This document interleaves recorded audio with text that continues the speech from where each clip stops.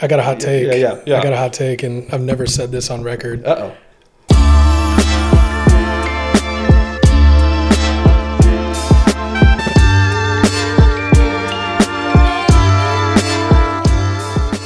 Yeah, and in full transparency, this is the second time you've been here. So in a prior moment, I had another kind of podcast running, specifically focused on real estate agents that I worked with, and kind of a get to know you. And we filmed that maybe 2 years ago now, and about a month later, Lawrence was like, "Hey man, whatever happened to that?" And I lost the audio or the video. I don't even remember. So. You know, apologize for that. This is actually our second go around. It was probably bad. The universe speaks to us, so we just need to take. I remember it was pretty good. It was good stuff. So hopefully we could match that. Yeah, we will. But yeah, let's jump into it. So first of all, for there's people out there obviously don't know us. You were with MODUS Real Estate. What is your position with MODUS, and what are you guys doing here in Austin, specifically, for home buyers? Yeah. So I'm the managing broker and part owner of the Austin office, and MODUS started in Denver, Colorado, a little over a decade ago.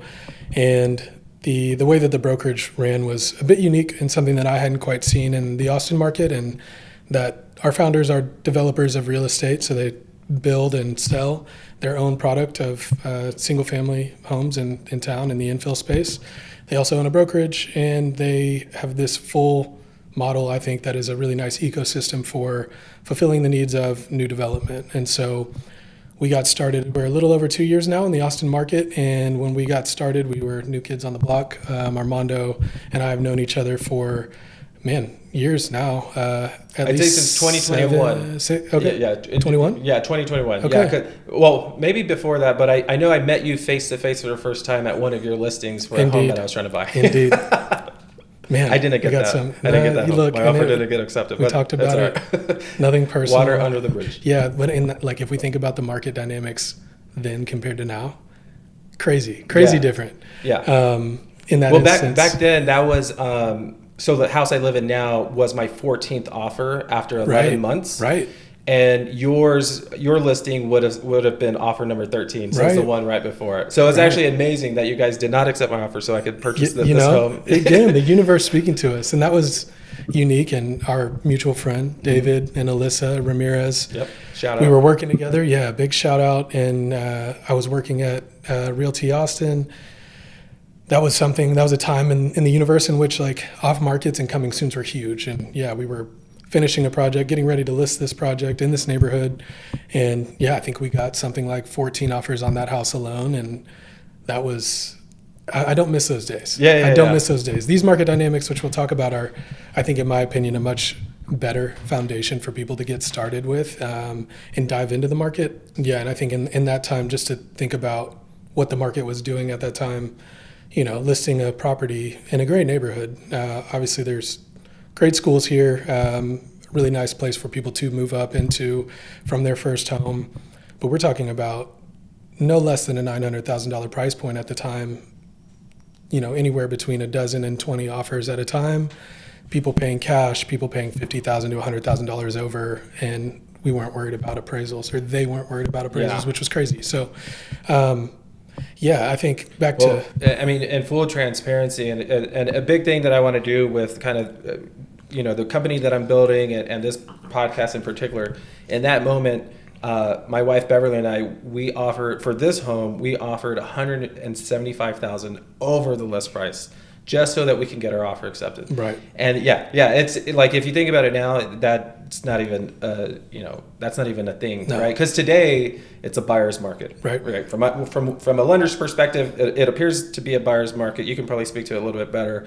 To where, from what I can see, there's, I have a lot of realtor partners, and they all are listing heavy. They all have, 5, 6, 7, 8, 9, 10 plus listings each, and buyers are pretty hard to come by. And I don't want to push I don't want to push people into thinking you have to buy today, because if it's not the right time to buy, it's not the right time. But kind of going back to a basic economic kind of frame of mind. From what I understand, right, when everyone else is selling, that's when you should buy. When everyone else is buying, that's when you should probably sell. Right. So I would, consider this moment, with it being a buyer's market, Sure. listing heavy, there's probably some really great opportunity out there. Yep. Is that at least to where you don't have to spend $175,000 over list price 100%. and have no closing costs covered, have no contingencies, Yeah. nothing, right? And so can you speak to that a little bit? Yeah, absolutely. I think you described it perfectly in that it's just if we completely flip the terms and how we present an offer, that's what today offers in a market. And I think what's unique is today compared to then, real estate in and of itself is, we provide a product that we're selling in a marketplace. And if you compare that to most marketplaces, vehicles, for example, when the vehicle market is tough, you kind of see this slow trajectory of like all cumulative pricing kind of starts to go down or up depending on the market dynamics. When we're dealing with houses, it's unique in that we've got individual property owners with individual needs. Mm-hmm. We've got individual buyers with individual needs. And each specific house, like Armando's house and his next door neighbor and the neighbor after that, will all sell probably depending on the terms and depending on what their life, stance currently is. What are they currently looking to achieve? Therefore, I think like you're describing, there is no like one way is the way. It really depends on meeting a buyer where they're at, and that means talking to your agent, explaining everything that you are looking for, and then let's go figure out on the market who's willing to provide that. Because ultimately, today we get to talk about getting our closing costs covered by the seller, or doing it on the timeline that we want because we have a house to sell and we can maybe get a contingent offer over the line where that wasn't a thing that we get to experience in the past. Contingencies were just very rarely accepted. So it can be a great time, but it can also be a time that you may want to, pump the brakes and wait for the right opportunity. And all that depends on what your current needs are as a buyer. Yeah, no, that's a good point. And so one thing that I do see with your team in particular, right? I follow you guys on social media. You guys are you guys are good on social media. Thanks. Yeah. Credit that to the Gen Zers. Yeah. You guys still learning. Yeah. You guys got it. I mean, a lot of you guys are pretty good. You got a good presence out there. Is that something that you are partners with Philip and Madison, right? Mm-hmm. Is that something that you guys are? Well, let me shift gears a little bit. Mm-hmm.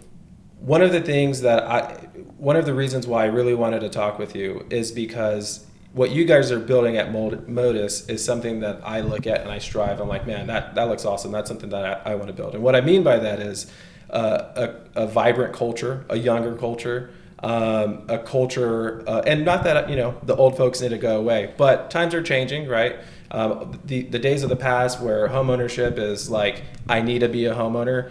There is some doubt to that, right? And so it's all about bringing the value, bringing the connection, bringing the understanding and the knowledge, the information of to both sellers and buyers of, hey, this makes sense for you, it doesn't. And I recognize that you, Philip and Madison, at least from a leadership perspective, it appears as though that's something that you're teaching and mentoring to your younger staff, right? That's something that I kind of want to build with the team that I'm building, right? Mm-hmm. I have a younger team. I want to kind of prop them up, show them the ropes of mortgage, services, let them understand, this is not a transaction. This is a life-changing moment for the people that we're helping. And so kind of with that frame of mind, what is it that you, Philip and Madison, I guess your primary objectives or motivations on the team that you're building in order to help the people that you're serving? Yeah, no, appreciate the kudos. And I think we benefit a lot from the time that we entered in the market as a new entity. Mm-hmm. 2023 was a time where you and I are pounding our heads against the wall, like what's happening with the market? What do we do? And I think most people would say, if you're starting a real estate brokerage, this isn't the time where deals are falling from the sky and your brokerage is going to take off. So I'm super grateful and look at the silver lining of like we got started in a time where we had no choice but to go pedal to the metal. Okay. And we had to do that in a sense of recognizing the brokerage community that we're going to be competing against.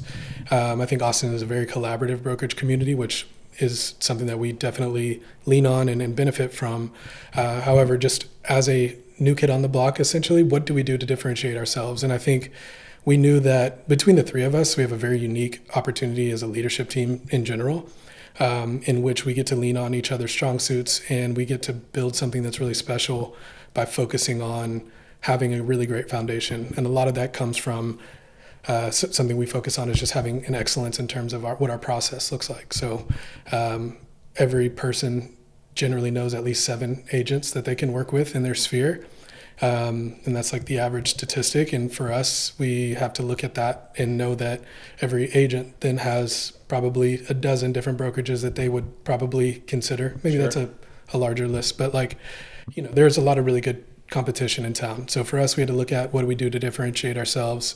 And so we really just started with asking ourselves intrinsically, let's look at ourselves in the mirror and say, what would we want as an agent in a brokerage? And what would be something that in a tough market would get me enticed to move? And, Philip and I came from Realty Austin, and we were in a brokerage in which had all of the services and bells and whistles that we could ask for, really great local presence. And so for us, we had a really unique lens. Madison came from the Denver office with MODUS, and so she had obviously a really helpful lens for us to look through and understand what they found as a successful angle that they took, and we got to build upon that. So the guys in Denver are the founders of the company, are our partners here. And when we talked about getting started in a new market, it's the first time they'd ever left Denver, but something that they kind of gave us the ability to create and iterate on our own was, you've got the blueprint, but you're going to need to tune this to what agents are looking for in the market. So we look at things like providing all of our contract to close in-house. We give all of our agents access to a virtual assistant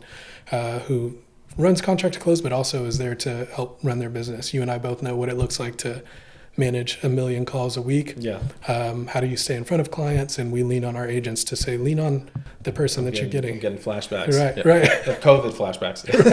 Right. What a time. And so that was something that we really wanted to provide as a differentiator for our agents and be able to set ourselves apart. In addition to that, you kind of already touched on the idea of us being in that development space.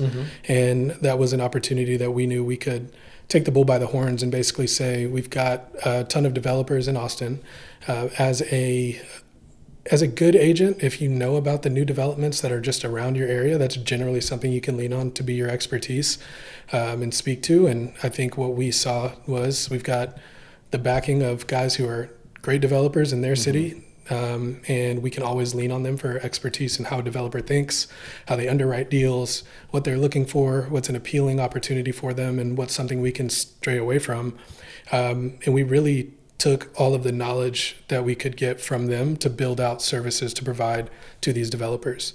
That's been a niche that's been pretty powerful. I think we knew we'd be successful because we're confident, but I think we saw a better reception than we anticipated early on. And I think that's just due to us being one of the few brokerages in town that is truly focused on developers. And so that's something that we are working on weekly. So nice. Not only are we just working on agent offerings, it's what can we do to service developers and get new developments in our book of business, so that way we can be the best fiduciaries for our clients. If we know how new construction operates in some of these pockets in the infill space, we'll be able to help that first-time buyer or the move-up buyer or somebody who's going to go build their dream home on the lake, right? Yeah. We understand what the pro forma looks like, so we can help identify a good builder for them and talk them through what that process looks like.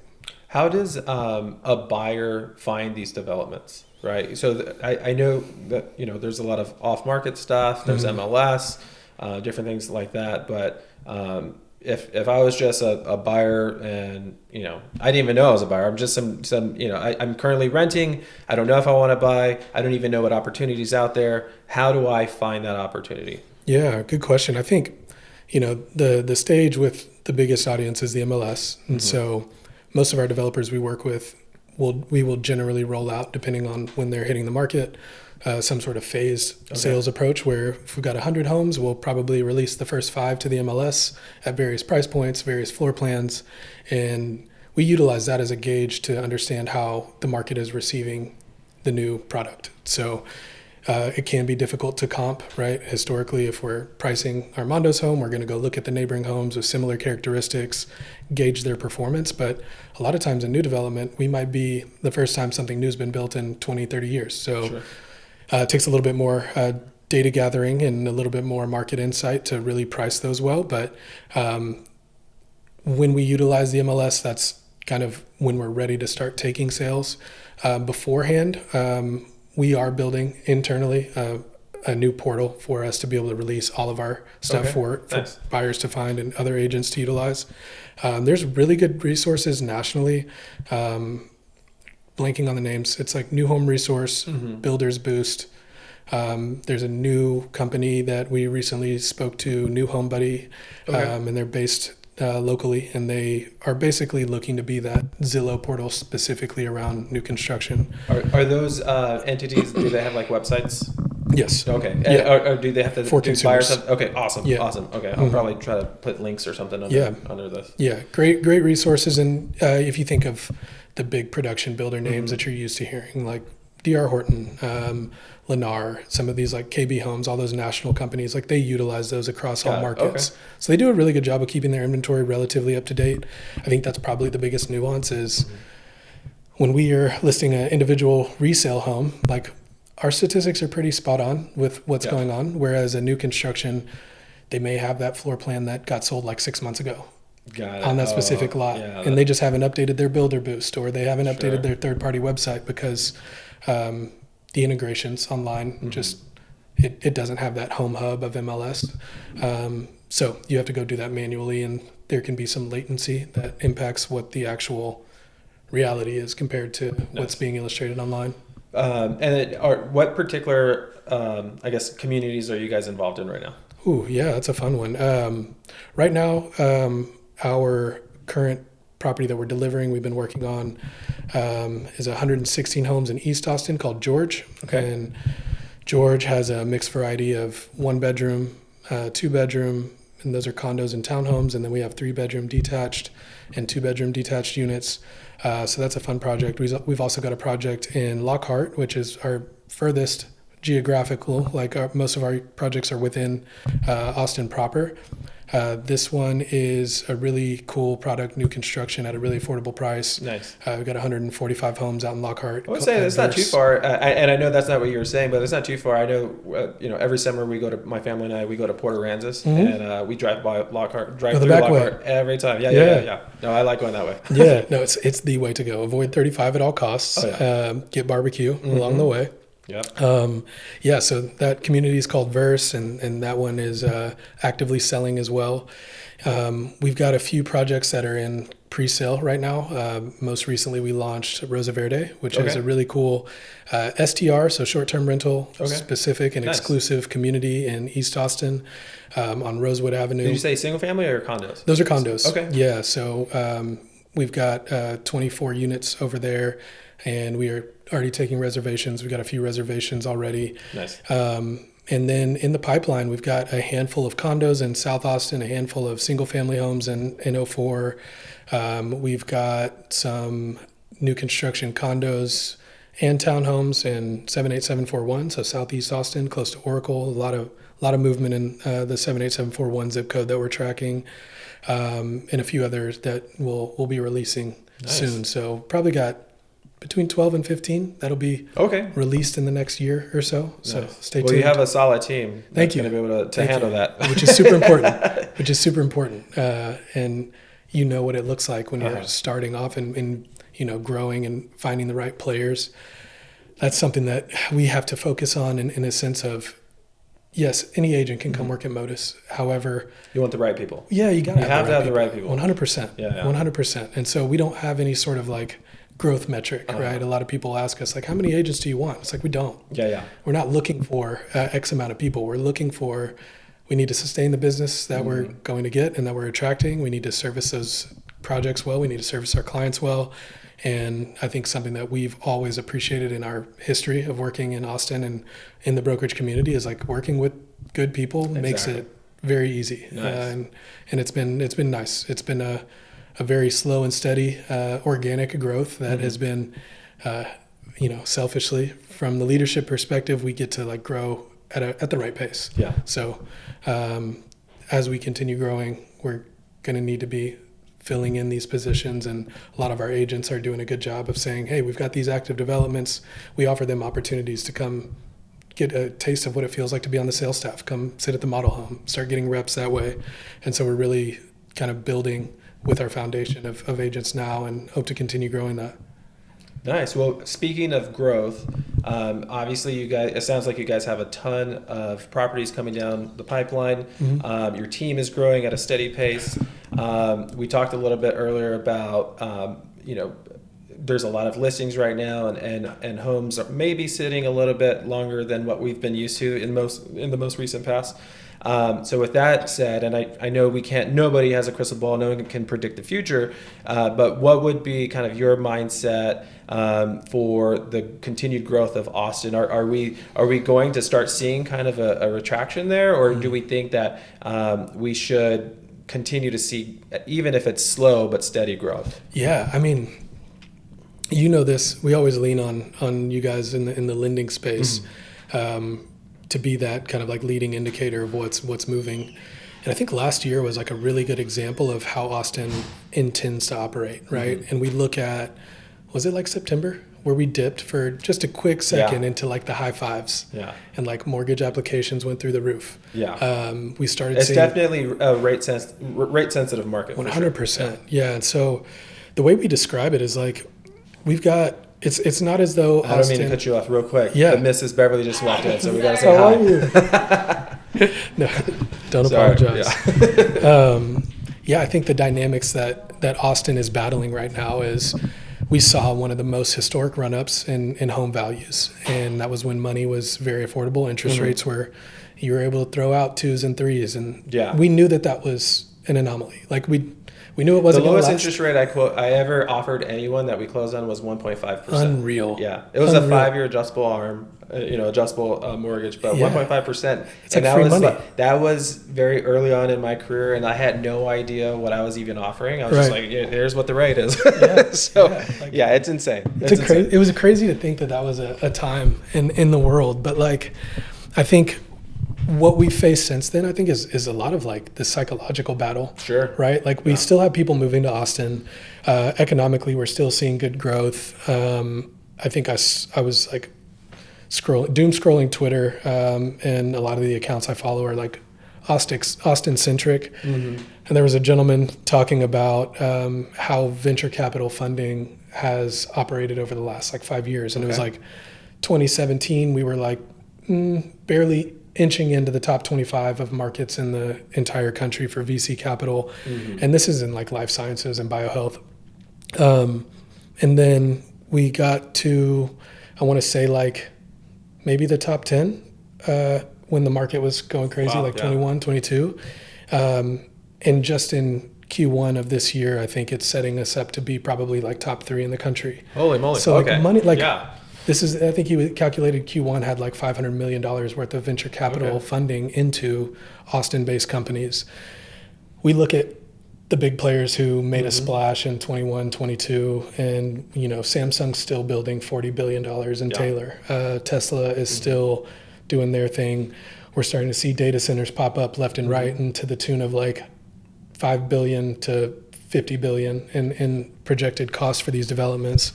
Those are going to be a little lighter in terms of job creation. It's a data center, so it's not necessarily going to bring thousands of jobs. However, when we look at economical growth, and we look big picture macroeconomically in Austin, like we are positioned pretty well. And so what are we looking at in the near term? It's very, very interest rate sensitive. And who we are seeing buying right now, which obviously is like a great topic of conversation, are like the folks who need to move.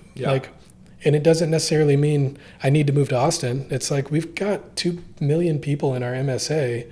North of that, people on average move every 5 to 7 years. You guys would have made this move probably in this market right now. Coming from your previous home. With 2 little kids, I needed more space. 100%. 100%. And I talk about our entire generation, like millennials have been some of the slowest to buy. But a lot of folks did buy. Like folks were getting into we call it like the 1,100 square foot B unit in East Austin at their 2% interest rate. So they're sitting on like 6 figures of equity right now. And they're maybe recently married, or they're maybe recently, a small family now. There's no closet space in 1,100 square feet And I look at your playroom in envy, and I'm like, how does a family in East Austin, how long can they sit, right? Sure, yeah. And so these market dynamics are coming to a head, and I think that's what we've seen over the last, call it 12 months, where it's a slow churn, but it's a steady churn. Yeah. Like, and I think you can probably attest to this, where I feel like we're now at a place in the market when we're having those intro conversations with new buyers. They're coming to the table prepared for that high interest rate. Yeah. And I think when we get to start talking to them about the different tools that we can leverage, you get to talk to them about, here's our par rate sheet. However, if we can go get X, Y, and Z credited from the seller, this is what it looks like. And we just make that picture fit their needs even more, or make it even more exciting, right? And it gets to be a more exciting conversation than it was when it was just maybe a little too soon, right? Like it went from the 2s and 3s to like 5, it feels like overnight. It was like a year, right? Of like very steady increases post-COVID, but oh man, it sucks. that was tough. That was tough, right? I mean, you're just basically flipping the script and saying like that same house had you bought last year had half the mortgage payment. Exactly. Right? And so now the conversation is, and people have been prepared for now 3 or so years of, okay, if we've got that $2,000 a month mortgage payment, now it's going to need to be $5,000. Yeah. We've been renting for that amount of time, or we've just stayed put and we've put away more towards equity.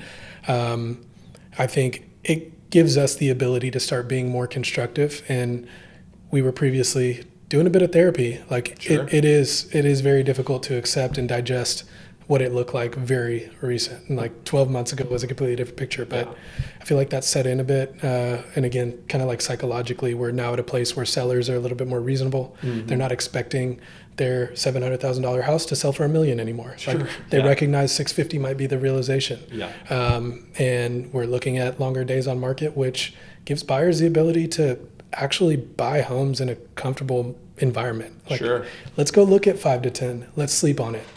Let's go back next week and do our second look, right? And I think that it's making transactions become, folks are becoming a bit more convicted. Buyers are getting more confidence, and they're not being forced to just like throw away, their kids' college savings into this purchase to make it work. Like, there are ways that we can get money back and keep some cash in our pocket if we want to do some upgrades down the road. So I think there's some really neat factors at play right now in the market for buyers to take advantage of. Nice. And all of that sounds amazing, and I agree 100%, right? I feel like there's a ton of opportunity out there. But I'm also kind of curious, and we talked a little bit about this, on reasons why someone shouldn't buy, right? So from my perspective, right, it always comes down to credit, income, and assets, right?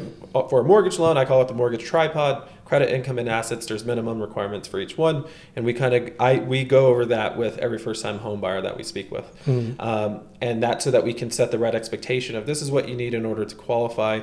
Are we there? Great. Are we not there? Okay, here's the plan that we want to put in place so we can get you there. From the real estate perspective, what would be some reasons that would either pause us or maybe this is not a great time to buy right now? Yeah, I think some of our favorite people to say, like, let's probably test renting first are our transplants. Okay. So folks who are moving into Austin who haven't had the ability to go explore neighborhoods, we'll take new buyers and we'll take that buyer intake phone call, understand what they're looking for, and we start explaining different neighborhoods that we think they'll like. Beauty's in the eye of the beholder.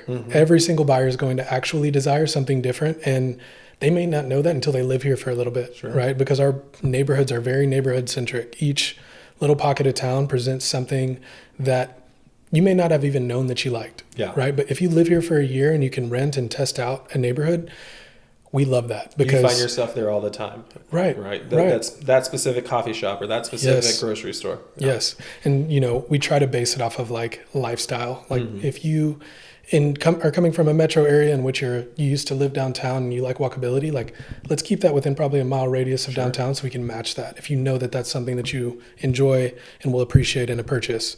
What if you're low key and you want to be a family guy outside in the suburbs, right? You do that too. Of course, right? Yeah. If you don't want to see anybody and you don't care about where you live. Well, that's not where I was going. I want to see people, but I love my peace and quiet out here. We've got a very tech centric population in Austin who love to live behind the spreadsheet, behind their computer, and we've got great new construction at a great price. It's like 45 minutes from town. You might see somebody if you want to. Yeah. but you don't have to. Yeah. You don't have to be in the mix. You don't have to be out walking around. So yeah, I think something great about Austin is that it's like still a burgeoning city. Like there's something for everyone. Yeah, absolutely. It seems like. Absolutely. And I think our suburbs are very unique and different. And, you know, you grew up here, so you've watched it change. But ultimately, you are going to have folks who love the downtown square in Georgetown, and that's hard to replicate. Yeah. Like that's hard to find in any of our other suburbs. Or they're going to have a ton of family in San Antonio. Therefore, the new construction communities in Kyle might be like right up their alley from a, you know, geographic perspective. You can't even tell when Austin and San Antonio like stop. Done. Yeah. It's like one long corridor now. 100%. Yeah, you used to have that like. I was born in San Antonio. I moved to Austin when I was 8, and I just remember taking that drive a lot as a child, and there was a lot of kind of dead space in between on that drive, but now you can't tell at all. Yeah, it's absolutely going crazy. I want to say it was 2022. Like Hayes County was the fastest growing county in the entire country. Wow. And it makes sense. Yeah. Like you think of towns like Buda, Kyle, when you were growing up here, couple corner stores. Yeah, right? yeah, that was like, pretty tight. I remember driving up I-35 and there was like a gas station. I forget which one it was, but, but I remember that's the only thing I remember seeing. Yeah, driving through like Buda. Yeah. And now it's insane. Yeah, it's all filling in. And yeah, I think that's something that's really interesting too, just from a macro perspective, is like the Austin, San Antonio metroplex, if you will, that's forming. And, you know, I grew up in Dallas and grew up in the suburbs of Dallas. So like we're used to driving 45 minutes anywhere. Sure. Between Dallas and Fort Worth is like 45 on a good day. And we're from San Antonio to South Austin in like 45 on most days. Yeah. So it's like, kind of seeing the similarities, but being a city that wanted to be a town for so long, now kind of stepping into the shoes of realizing we've got to be a city, and we're getting a lot of new initiatives that developers can take advantage of to build in homes where previously it's like, hey, we got a lot that's like 5-minute walk from downtown. You can only build one big house, or try to get creative to figure out how to do 2. Now we're doing 3. And it's like, it's an inch in the right direction. We still got a lot of growth to really capture before, growth at the city from a code perspective that we need to endure before we can really start to see the type of density that we need. But yeah, I mean, Austin's an incredible place. And like we were talking about, just various pockets of town present different opportunities. So back to the question, if you're not from here or you don't have a lot of familiarity, like come rent here, because it's a very affordable place to rent right now. Sure. So in that has a lot to do with how many apartments have been built in the last like 5 years. Yeah. So and they continue to build. Yeah. Right. Yeah, absolutely. Yeah, I would imagine that the people behind those builds have the expectation that we will continue to grow. Otherwise, they wouldn't build, right? Right. And there's a lot of times where people are like, you know, stop moving here because you're messing up my Austin. I think I might be one of the few that I enjoy the people moving here. Yeah. Because it creates this melting pot of just culture and different people and personalities and things of that nature. And where I'm going with this is one of the things, in my opinion, that has really picked up over the last 10 years is the restaurant scene. Oh, yeah. I feel like we have the best food of any place in Texas, at least. Yeah. At least Texas. Say it with your chest. Yeah. Specifically because of the diversity of the food that you can get and the quality of the food that you can get. I got a hot take. I got a hot take, and I've never said this on record. Uh-oh. I think Houston has the best food. Okay. Yeah, which is crazy. I have a lot of friends from Houston. Which is crazy. And I think it's a lot of the things that you're describing. Yeah. And I think Houston just has it on a bigger scale. So the Dallas guy who lives in Austin likes the Houston food. Is the only thing I'll give Houston kudos for on record. No, Houston is a city that in my adulthood I've realized there are things to like. Yeah, for sure. I don't have to hate them for all their sports teams. But don't get me I think started. Houston, I know. Table that for another I do like the Astros. I like the Astros. You know, for our Houston fans. I'm a sympathizer, right? Yeah, and I'll take the Texans if the Cowboys aren't doing what they're doing, which is generally. I will never take the Texans. Yeah, okay. Sorry. That's fair. Cowboys all day. But yeah, I think where my head is at is that Houston's been doing that for 30 years with that very, very diverse population that like you can go get very authentic Thai food. I'm going to have to drive to Houston this weekend. Yep. to go for it. Yeah. I've got a list. It's like a 2.5, 3 hour drive. Super it's not quick. even that bad. It isn't. No, it's over before you know it. And then, I'm going to always give San Antonio their props for the tacos, right? Like for Tex-Mex and breakfast tacos. If you say that Austin has better tacos than San Antonio, they will fight you, which is fair. There's totally something fair. in the flour and the tortillas that once you get south of San Marcos. Well, I know what the secret ingredient is. I'm not going to share it. Why can't we get it in Austin though? Why? You just need a lot of you need grandmas. Right. You need a lot of grandmas to make those tortillas. But like to taste the way that they're supposed to taste. We logistically, we should be able to import those from Sure, San yeah, right? yeah. Somebody needs to start a business. It makes them stale, maybe. I'll go get them. I don't know. But I mean, we have good tortillas. The drive makes them stale. Yeah. I'm not knocking our tortillas. Our tortillas are great. Yeah. Dude, it's just not San Antonio or South Texas. My wife's from Corpus. You remember that? Yeah. So I got spoiled early in our relationship to realize like, oh, there is actually like a breakfast taco that will blow my mind. Yeah, I've always loved breakfast tacos, but getting to taste South Texas tortillas was life-changing and also probably not best for my health. But I feel like what you're describing, like with Austin, is like, I think we will probably be the food capital. 100%. Like we're there. We just don't have the scale. Yeah. And like the competition that we receive, that's something that we always talk about. Sarah and I are like, well, we've got our list of restaurants that we're never going to surmount. Like it always grows and you just kind of have to live with the idea. Like you'll get to it when you get to it. But it's something new every week. That's incredible. And we finally got Michelin star restaurants. Which is cool. Yeah, right? Yeah, exactly. You've got Interstellar. Interstellar is maybe right around the 10 minutes away which from is insane. 7 minutes away from here. Yeah, like number 2 on Texas Monthly, right? Yeah. I still haven't been, which is terrible.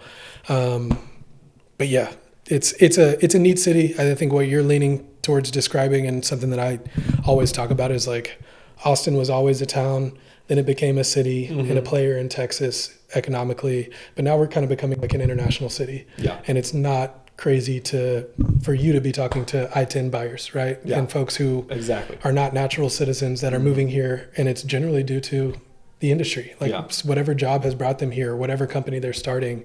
So it's a really cool group of people to get to mix with, and that's something that I will say Austin has better than anybody. Like we have the best people. Yeah. Nobody's from here. Which makes it a really cool, diverse. I feel like the people who move here, they learn very quickly though. Like you need to be better assimilate, courteous, and be helpful to your neighbor. 100%. Keep those Texan values, and like you will have no problems. Exactly. So yeah, I'm never leaving Austin. By the way. Me neither. Yeah, this is the place to be. Me neither. Well, anyways, I think that's a good spot to end it, man. I really appreciate your time. Appreciate you coming out again, everyone. Lawrence Pritchett with MODUS Real Estate. But cool, man. Thanks awesome. Thanks for having me. Yeah, enjoyed it.